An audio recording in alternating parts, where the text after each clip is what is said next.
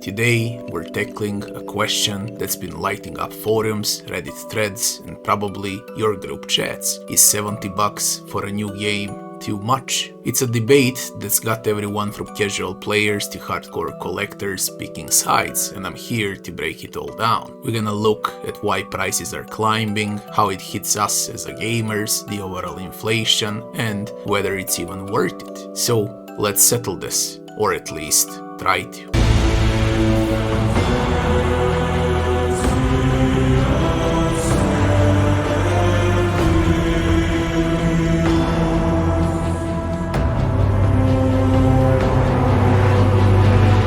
For years, $60 was the magic number for a new game, but now 70 to 100 is popping up on next-gen titles like it's no big deal. Publishers say it's justified, gamers say it's a ripoff. So who's right? Let's find out. Why are games $70 now? So let's start with the basics. Why are games 70? It's not just the publishers being greedy. Well, not entirely. Making games today is quite expensive. Like really expensive. AAA titles can cost upwards of 100 million sometimes and way much more. Think bigger teams, fancier tech, and years of development. Games like Cyberpunk 2077 or Red Dead Redemption 2, those are not cheap to build.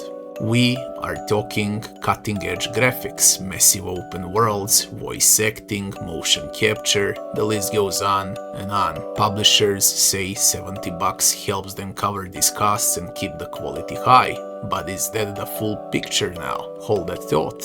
What about the gamer side? Does it feel fair? Let's talk about us, the gamers. $70 is a lot of money, especially considering how many games we have now. Yeah, if you're a student, a parent, or just someone on a budget, dropping that much on a single game stings. And it's not just the $70 here, there's also DLCs, then the season passes, then early access, and those sneaky microtransactions. It can feel like you're paying for the game twice, if not triple the amount, so you can buy an entire console out of some games today.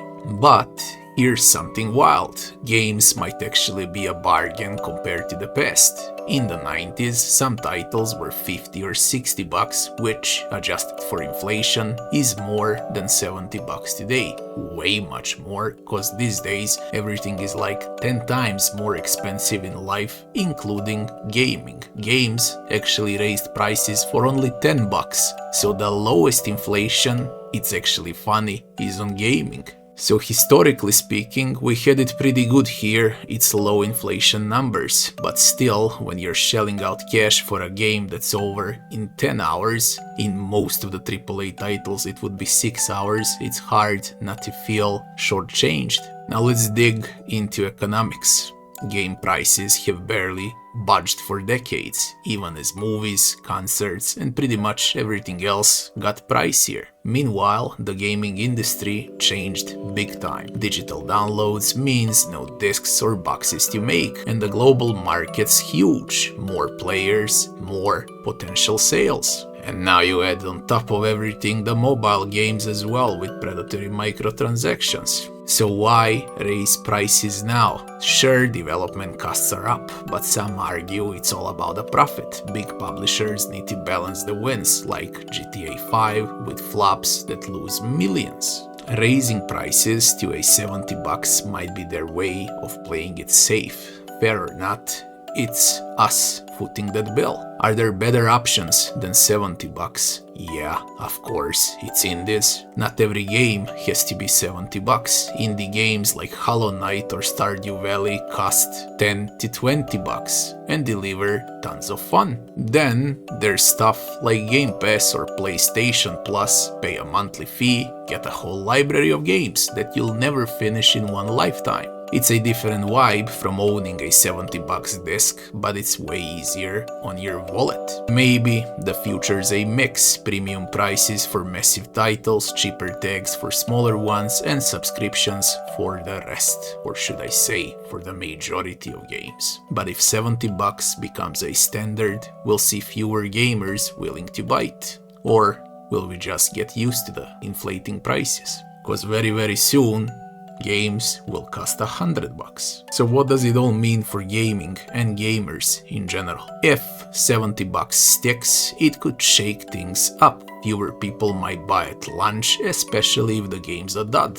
Now, looking at everything that's overhyped, flops. And there's a lot of those these days as well. There's a trap and a bomb on every corner these days. And that could mean more microtransactions or live service games to keep the cash flowing, cause that's their only option of how they can make money. But it might also push developers to make games worth $70 deep, replayable and unforgettable. Take Expedition 33 for example, Clair Obscur.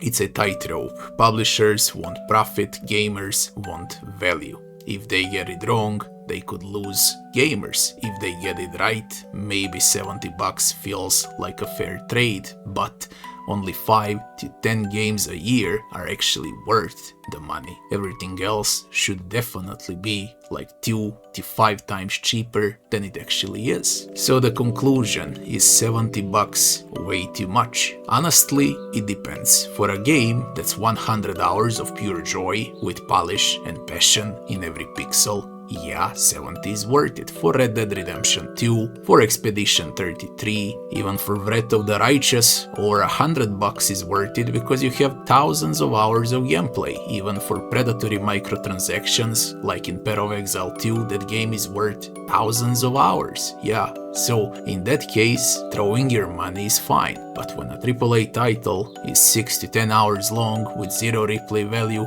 plagued with bugs, and it's not working well, of course it's not worth $5, not to mention 70. My take, prices should match the experience. 70% for the heavy hitters, less for everything else. Gaming needs some control. Literally, we need a squad of people that gonna rate everything and be honest about it. The only way for gamers to save money are honest content creators. There is no other way these days cause media is straight up bought and they are all there for money, not for you as a gamer. And we got the power here.